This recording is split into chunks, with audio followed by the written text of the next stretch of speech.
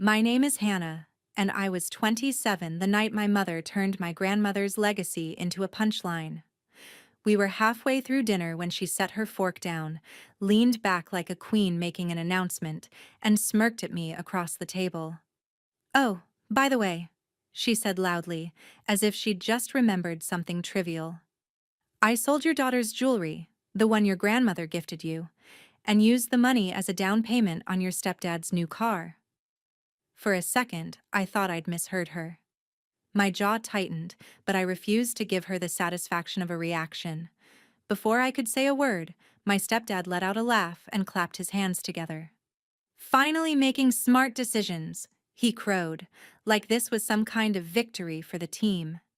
My mother basked in the attention, calling it a dusty old heirloom she'd cleverly turned into $12,000. She bragged about how smart she'd been negotiating, how proud my grandmother would be if she could see the shiny new car sitting in the driveway. Every word was a knife. That jewelry wasn't just metal and stones. It was the last promise my grandmother made to me, a piece of our family's story she'd trusted me to guard. Now my mother was laughing about selling it without even asking. I sat there, my face perfectly still, while something cold and sharp settled inside me. If my own mother could cash in my inheritance for applause at the dinner table, what else was she willing to sell? And when the truth about that sale finally exploded, would it destroy her or all of us? You've heard my mother brag about selling my inheritance for a car, but you haven't seen what happens when that smart decision blows up in her face. The buyer's furious phone call, the secret emails, the recordings, the lawsuit. Stay until the end to see how far I had to go to take back what was mine and make her pay for putting a price tag on her own daughter. The next morning, my phone started ringing before I'd even had coffee. I didn't recognize the number, so I almost let it go to voicemail, but something in my gut told me to pick up. "Is this Hannah?" A man's voice snapped the second I answered. "I need to know what game your family is playing with me." My fingers tightened around the phone. "Who is this?" "I'm the one who bought your jewelry," he practically shouted. "The emerald set. Your mother swore everyone agreed to the sale, and now I find out that's not true. Do you have any idea what kind of legal mess I could be dragged into if this was stolen property?" The room tilted for a moment. "I never agreed to anything," I managed. "That jewelry was left to me. I only found out she sold it last night."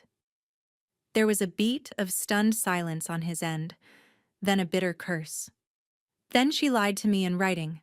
I'm sending you a copy of the contract and her emails.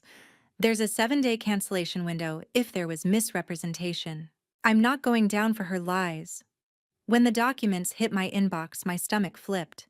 In the contract, under owner, my mother had checked sole owner and typed my name in a line that read, "My daughter, Hannah, has consented to this sale."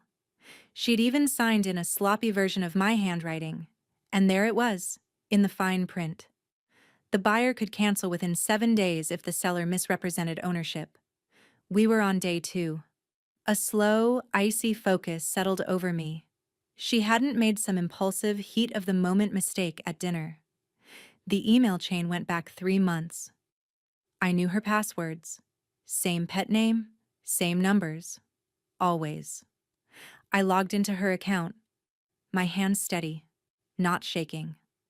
Thread after thread told the same story, her joking about playing the devoted mom while cashing out, sending photos of my grandmother's note and calling it useful leverage. But what really made my chest tighten was a bank screenshot she'd sent to a friend. Only a part of the 12,000 went toward the car. The rest had been wired as a deposit to a cosmetic surgery clinic and an upscale weekend resort. No mention of supporting the family. She'd lied to him, too. My stepdad's texts in her inbox were full of worries about money and guilt about taking on a car payment. He had no idea the jewelry had funded her secret makeover and getaway. She was playing all of us. In that moment, the betrayal stopped being abstract and became a spreadsheet, a timeline, a strategy. This wasn't a stressed mother making a bad call. This was premeditated. If a betrayal has been carefully planned for months, is it still a mistake? Or is it a choice to hurt the people who trust you most? Knowing the truth and proving it are two very different things. The buyer's documents, the forged consent, the emails about her clever plan, they were powerful, but my lawyer wanted more. When I called the estate attorney's office and laid everything out, she listened without interrupting, then said, "You have a strong case for fraud and conversion, Hannah, but an admission in your mother's own words would make it undeniable. Don't confront her head on yet. Let her talk." That was the day I stopped reacting and started acting. I apologized to my mother at dinner, told her I'd been overdramatic, that I was trying to move on. I complimented the car. I asked how it felt to finally drive something nice. Her eyes lit up, suspicion melting into smug satisfaction. "See? I told you this was for the best," she said, swirling her wine. "You're finally growing up." What she didn't know was that my phone, face down on the table beside my plate, was quietly recording. I played the obedient daughter, asked how she'd managed to get such a good price, how she'd convinced the buyer so quickly. She opened up like a faucet. Men like that love a sob story. Single mom, ungrateful daughter who never appreciates anything, heirloom just gathering dust. "He practically threw money at me," she said with a little laugh. "And the best part was watching your face when I told you. God, the look in your eyes." She trailed off, smiling to herself, like my shock had been some kind of twisted entertainment.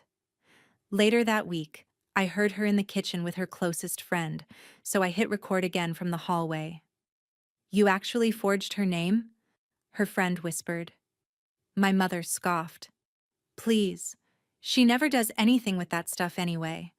And honestly, hurting her a little is the only way she learns. If she feels it, she remembers it."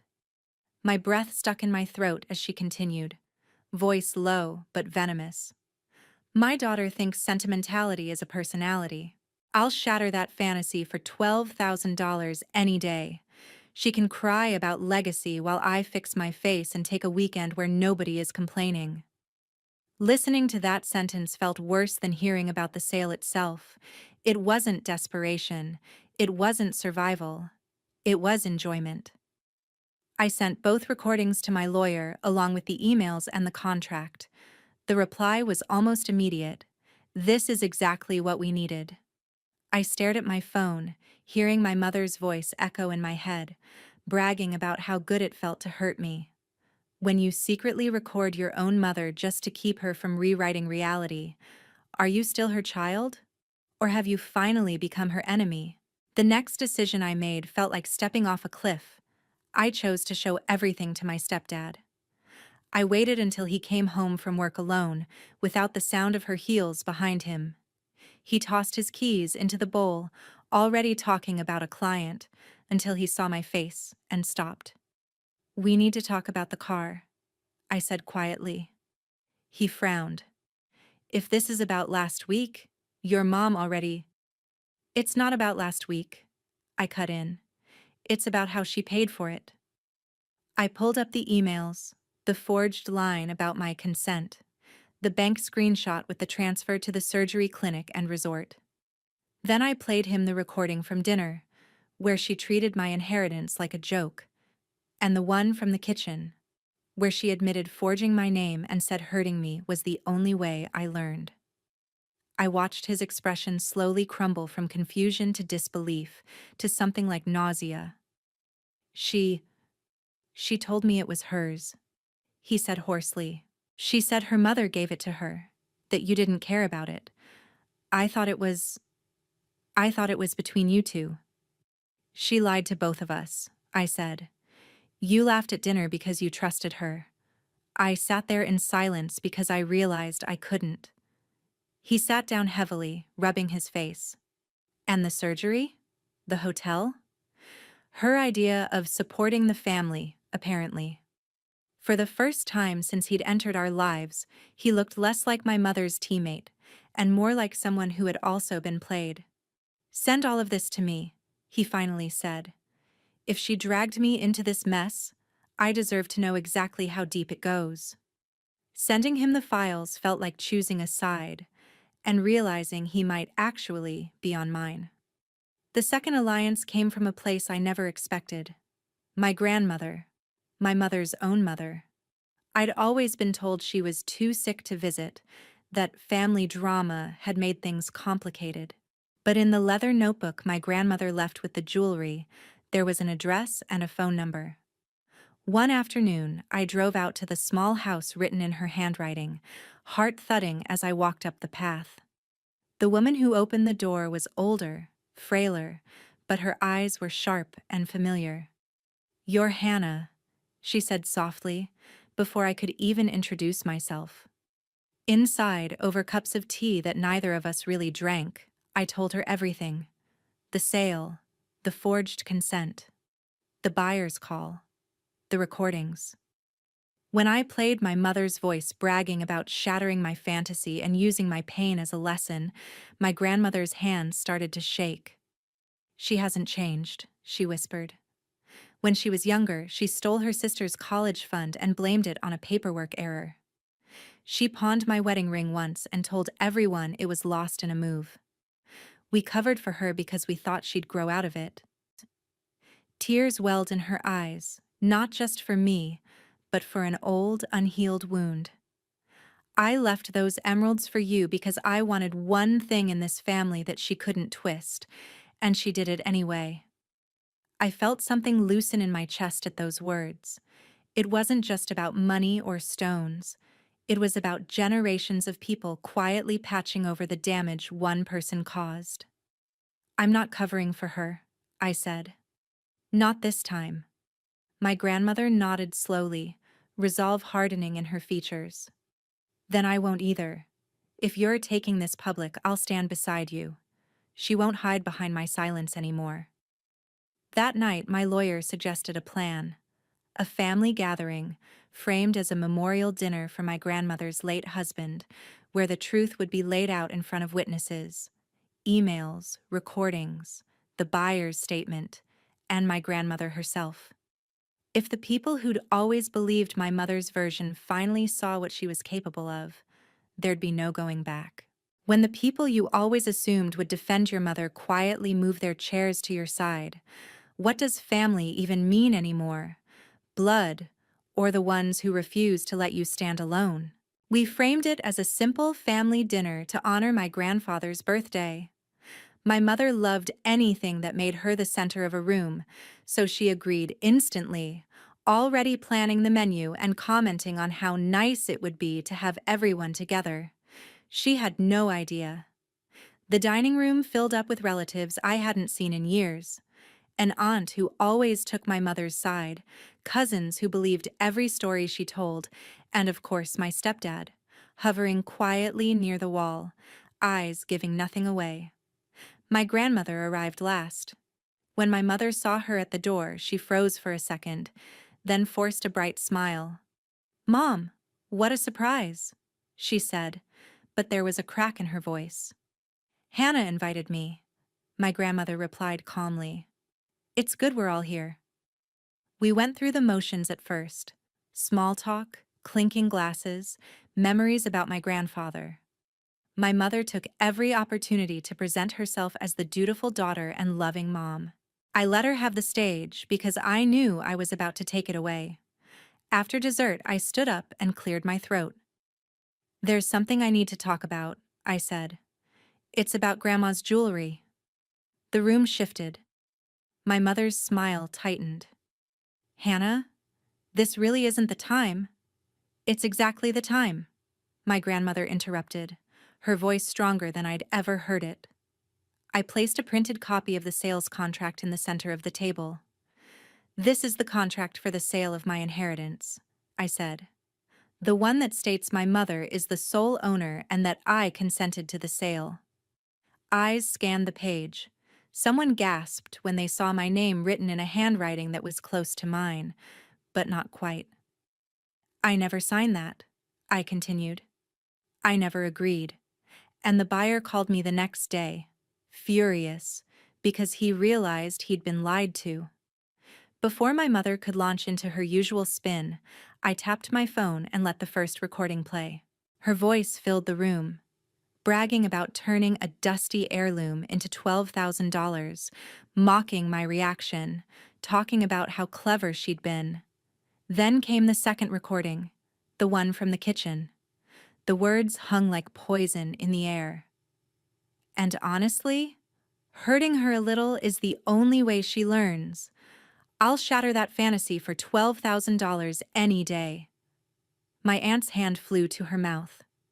One cousin stopped recording on her phone, then started again, realizing what she was capturing. My mother's face went pale, then red, then something in between. "You recorded me?" she hissed. "You sneaky, ungrateful." "I recorded you so you couldn't call this a misunderstanding," I said. "So you couldn't pretend this was about helping the family." My grandmother reached into her bag and pulled out the leather notebook that had started all of this. "This is my handwriting," she said, flipping to the page where she had written that the emeralds were for me and me alone. "I left them to Hannah because I knew you would take anything you could get your hands on. I just didn't think you'd go this far." My mother stammered something about stress and bills, about being forced into a hard choice. That was when my stepdad spoke up, his voice steady but cold. "Forced?" he said. "You told me the jewelry was yours. You never mentioned forgery. You never mentioned surgery clinics or weekend resorts. You lied to me too." Every pair of eyes at the table shifted to her. The queen of the room suddenly had no supporters. On speakerphone, the buyer's voice cut in. He'd agreed to join the call at my lawyer's suggestion. He confirmed the misrepresentation, the forged consent, the 7-day cancellation window. "I'm not protecting her," he said flatly. "If this goes to court, I'll testify." My grandmother looked at my mother, pain and fury mingled in her gaze. "From this day forward, you are no daughter of mine," she said quietly, but everyone heard it. "If you can sell your child's inheritance and laugh about the hurt you caused, you don't belong to this family." In that moment, my mother wasn't the victim of a misunderstanding or a misunderstood martyr. She was just a woman sitting alone at a table while everyone else slowly leaned away from her.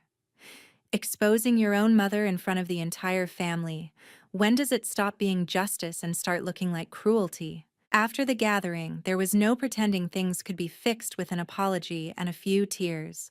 My lawyer moved quickly.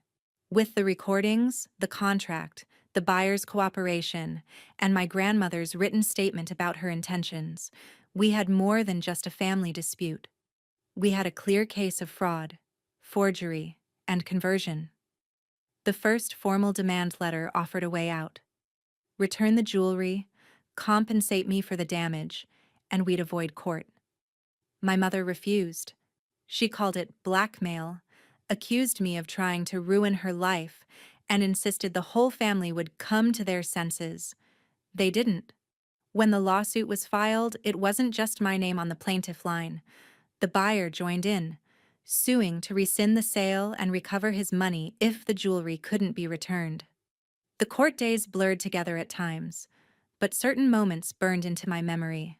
Watching my mother read her own emails out loud, forced to admit she'd forged my consent. Hearing the judge question her about using the money for elective surgery and vacations after claiming urgent financial need.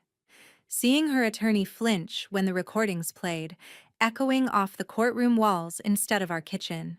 In the end, the decision was brutally clear. The judge voided the sale, ordered the jewelry returned to me as the rightful heir, and granted damages, 3 times the value of the original sale, based on the deliberate fraud and emotional harm. $36,000, plus costs. The car went first. The lender wasn't interested in sentimental explanations. Then the house went on the market. My mother had always tied her worth to appearances. Nice car in the driveway, carefully curated social media, perfect holiday photos. Watching those symbols crumble wasn't sweet or triumphant. It was complicated.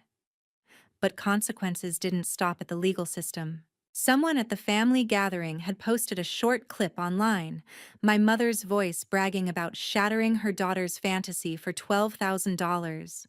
It spread faster than I expected. Neighbors recognized her. Coworkers did too. Her employer, an office that advertised itself as family-centered, called her in for a meeting. Shortly after, she lost her job.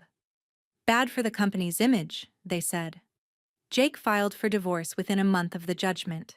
In the separation agreement, he kept what was legally his and refused to co-sign any more loans or fresh starts. In one brutal line, he told her, "You taught me that if you'll sell out your own daughter, you'll sell out anyone." My grandmother rewrote her will, leaving everything she had, modest but hers, to me and my cousins, with one explicit clause: Laura was excluded, permanently. Socially, my mother found herself on an island. Friends stopped returning her calls. The people who once laughed at her jokes now avoided eye contact in public. She had spent years controlling the narrative, painting herself as the underappreciated hero of every story. Now, people had heard her without a filter, and they believed what they heard. Through it all, I felt a twisted mix of vindication and grief. My lawyer congratulated me. The buyer thanked me for doing the right thing, even returned the jewelry with a quiet apology for ever being involved. On paper, I'd won. Legally, financially, publicly. But standing in my room, holding the emerald necklace in my hands, I couldn't ignore the knot in my chest. When the person who betrayed you loses everything, money, house, marriage, reputation, are you supposed to feel satisfied, or does real revenge always come with a little bit of collateral damage inside your own heart? Months passed before my mother finally reached out. The messages started small: missed calls, a couple of texts asking if we could talk like adults. I ignored them at first. Then one afternoon, a longer message came through. She wrote about how she was in a tiny apartment now, how people whispered when she walked into the grocery store, how everyone turned against her because of one mistake. At the end, she wrote, "You got what you wanted. Are you happy now?" The thing was, I wasn't happy. I wasn't miserable either. I was freer. I had my own place, my own routines, therapy appointments circled on my calendar. The jewelry sat in a small safe, not on display, not on my neck. I wasn't ready to wear it yet. It felt like a relic from a simpler version of my life that no longer existed. I agreed to meet her in a cafe across town, neutral territory where neither of us could pretend we were back to normal. When I walked in, I almost didn't recognize her. She looked smaller somehow, the confidence she wore like armor visibly cracked. She tried to smile. "Hannah," she said softly, "you look different." "So do you," I replied, sitting down. There was an awkward stretch of silence before she launched into it. "I've lost everything," she said, voice trembling just enough to draw sympathy from anyone listening. "The house, the car, my job, my reputation. People look at me like I'm a monster. Your grandmother cut me off. Jake left. Do you have any idea what that feels like?" I met her eyes. "Do you have any idea what it felt like?" I said. "To hear you talk about hurting me for fun? To watch you sell the last thing Grandma left me and turn it into a joke at dinner?" She flinched but kept going. Old habits die hard. "I was under pressure," she insisted. "Bills, aging, everyone judging me. I made a bad call. But you dragged me through court. You turned the whole family against me. You let strangers online tear me apart. You destroyed your own mother." "No," I said quietly. "You destroyed the version of yourself I was trying to love." She stared at me, angry tears building. "So what now?" she demanded. Do you want me to beg? Is that what will finally satisfy you? I don't want you to beg, I said. I wanted you to be someone I could trust. When you sold the jewelry, I thought the worst part was losing the heirloom. But then I heard you say that my pain was entertainment to you. That $12,000 was worth more than my trust. That's what I can't get past. For a moment, something like genuine regret flickered across her face. Maybe she was sorry for what she did. Maybe she was just sorry she'd been caught. I'm still your mother, she whispered. Blood is blood. I shook my head slowly. You taught me that blood isn't enough, I said. Family isn't who shares your DNA. It's who refuses to sell you out when it's convenient. It's who protects your pain instead of monetizing it.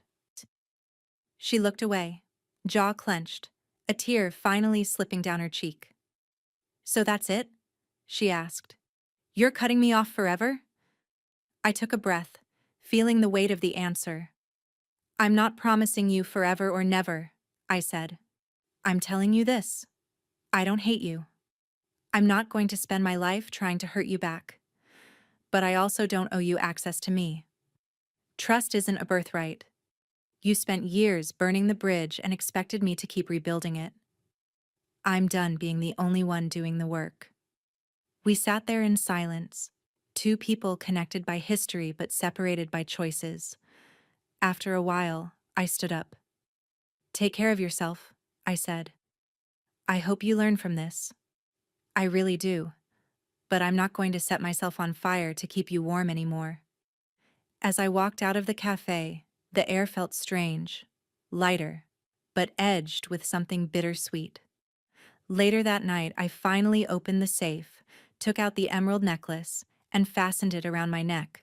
I looked in the mirror and saw not just my grandmother's face in my own, but a woman who had chosen herself over inherited damage. After you've taken revenge, after the courts and the money and the public shame, one question still lingers. Does winning against the person who betrayed you ever truly make you happy?